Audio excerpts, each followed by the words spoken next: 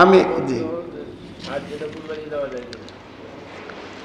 7 জনে কোরবানির ব্যাপারে, শরীকি কোরবানির ব্যাপারে তো আমি বলেছি, মাঝে আমি একটা কথা বলেছি, আপনারা খেয়াল করেছেন কি না, যে শরীকি কোরবানির ব্যাপারে সাহাবায়ে কেরাম এর মধ্য থেকে জাবের বিন আব্দুল্লাহ রাদিয়াল্লাহু আনহু, জাবের বিন আব্দুল্লাহ, সাহাবীর নাম কি? জাবের বিন আব্দুল্লাহ রাদিয়াল্লাহু আনহু। তিনি বলেছেন যে রাসূলুল্লাহ সাল্লাল্লাহু আলাইহি সাল্লামের জামানায় আমরা নাহার করেছি সুলহুল হুদাইবিয়ার সময় একটা এবেল 7 জনের পক্ষ থেকে, এবং একটা বাকারা মানে কি গরু 7 জনের পক্ষ থেকে। এই হাদিস থেকে ওলামায়ে কেরাম বা আইমে মুজতাহিদিন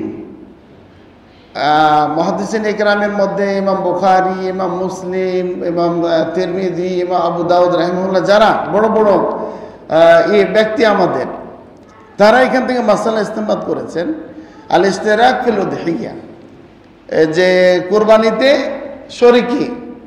শরীকি কোরবানি দেয়া, এইটা এখান থেকে মাসালা ইস্তেমবাদ করেছেন। তো এই হিসাবে আমাদের যে মাসালা সেটা হলো যে কেউ যদি কোরবানি দিতে চায় তাহলে সে একা নিজের পক্ষ থেকে, উত্তম হলো কি নিজে একা কি করা, কোরবানি করা। মাসালাটা ভালো করে বুঝবেন, নিজে একা আপনি আপনার পরিবারের পক্ষ থেকে একটা কোরবানি করবেন, নিজের পক্ষ থেকে, পরিবারের পক্ষ থেকে। সেটা হতে পারে ছাগল, আর যদি তৌফিক থাকে তাহলে কি গরু, তৌফিক থাকলে আপনি উট দিবেন, একাধিকও দিতে পারবেন, সমস্যা নাই।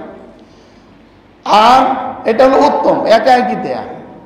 আর যদি শরীক হয়ে কোরবানি দেয় তাহলে সেটাও দিতে পারে, এটা মাসালা আছে।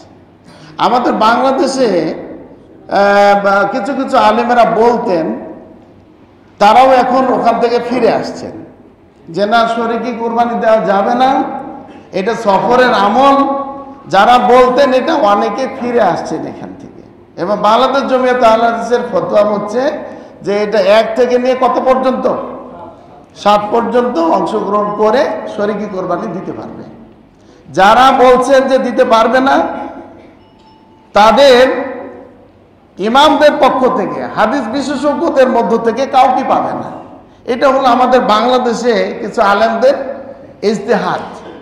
ইজতিহাদ ওলামা বাংলাদেশে ইমামদের এটা ইজতিহাদ, এটা কোনো ইমামদের পাবে না, অতীতের ইমাম পাবে না। এই জন্য আমাদের কথা স্পষ্ট, সেটা হলো যে নিজের পক্ষ থেকে, নিজের পরিবারের পক্ষ থেকে একা করবেন, একটি পশু করবেন, হতে পারে গরু, হতে পারে ছাগল, হতে পারে উট। আর যদি কেউ শরীকি দিতে চায় তাহলে শরীকি দিতে পারে, তবে যাদের সাথে দেবে সে লোকগুলো যেন কি হয়, ভালো হয়, চোর, ডাকাত, বাটপার, সুদখোর, বেনামাজি, দালাল, খারাপ মানুষ, তাদের সাথে যেন না হয়, তাদের সাথে না হয়। জাযাকুমুল্লাহ খায়র, বুঝতে পারছেন? আল্লাহু আ'লাম। তো যাই হোক, আমি এখানে আলোচনা শেষ করলাম। আমাদের বাংলাদেশ জমিয়তে আহলে হাদিসের ঢাকা দক্ষিণ বংশাল এলাকা জমিয়তে আহলে হাদিসের কর্তৃপক্ষের পক্ষ থেকে যে এটা আয়োজন করা হলো, তাদেরকেও আন্তরিক মোবারকবাদ জানাচ্ছি আমরা, যে আমাকে একেবারে ধরেন নারায়ণগঞ্জ থেকে নিয়ে এসে এখানে একটা সুযোগ করে দিয়েছেন। আল্লাহর শুকরিয়া, তারপরে তাদের শুকরিয়া। আপনারাও এই সময় সবাই কর্মস্থল থেকে, বাড়ি থেকে বিশ্রাম নিতেন, এই বিশ্রামকে ত্যাগ করে দিনের কিছু কথা শুনলেন, জানলেন। আল্লাহ তাআলা সকলকে কবুল করে নেন, আমিন। আমাদের চাঁদ দেখার সাথে সাথে তাকবীর বলতে হবে। তাকবীর কি? আল্লাহু আকবার, আল্লাহু আকবার, লা ইলাহা ইল্লাল্লাহ, আল্লাহু আকবার, আল্লাহু আকবার, ওয়ালিল্লাহিল হামদ। সাইয়েদনা আবু হুরায়রা রাদিয়াল্লাহু আনহু, আব্দুল্লাহ ইবনে ওমর রাদিয়াল্লাহু আনহু, তারা রাস্তাতে বের হয়ে যেতেন। আপনারা তো ঢাকা শহরে থাকেন, মাশাআল্লাহ, আলহামদুলিল্লাহ। তারা বাজারে বন্দরে বের হয়ে যেতেন, উচ্চস্বরে তাকবীর করতেন। আর ওনাদের তাকবীর শুনে শুনে অন্য লোকেরাও কি করত।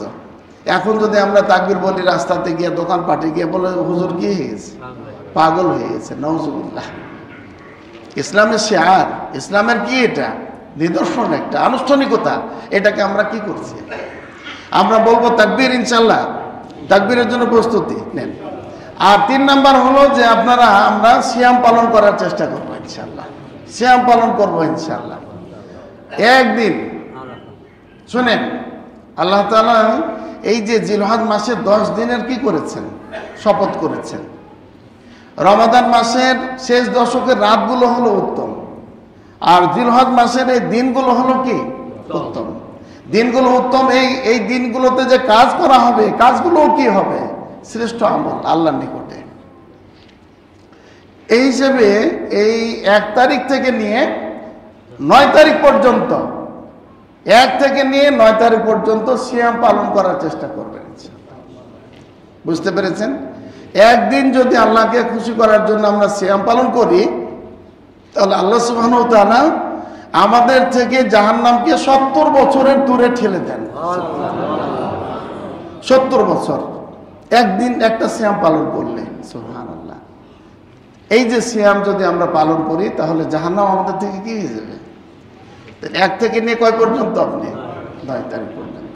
এর মধ্যে আবার কি রয়ে গেছে? আরাফার দিবস, আরাফার সিয়াম আছে।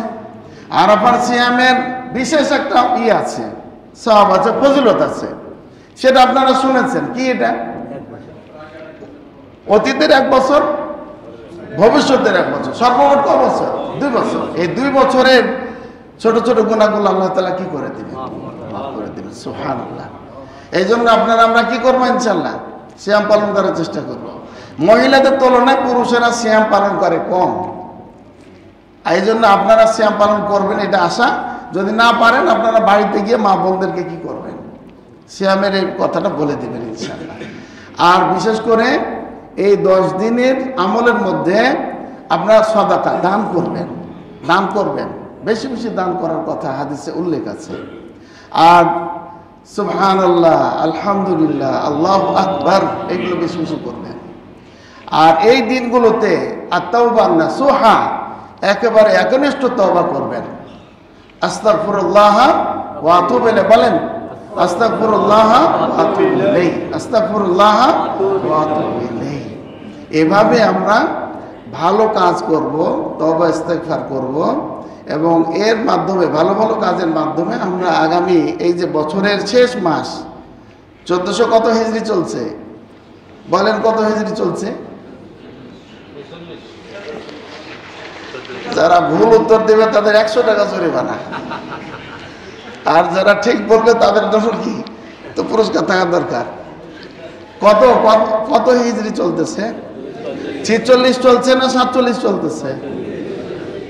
সুবহানাল্লাহ, এই তো 46 চলতেছে। ঠিক, আলহামদুলিল্লাহ। খোকন ভাই, খেলন ভাই বলছেন নাকি? আফুল ভাই, মাশাআল্লাহ, আলহামদুলিল্লাহ, খুব ভালো, আলহামদুলিল্লাহ। তো এখন যেটা হলো যে এই যে শেষ, এই কি বলে, হিজরি সনের আপনার শেষ মাসে আমরা চলে আসছি।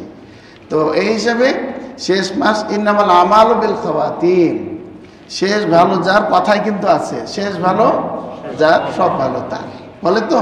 এই জন্য আল্লাহ রাসূল সাল্লাল্লাহু আলাইহি সাল্লাম এই বছরের শেষ মাসটাকে খুব গুরুত্ব দিতেন।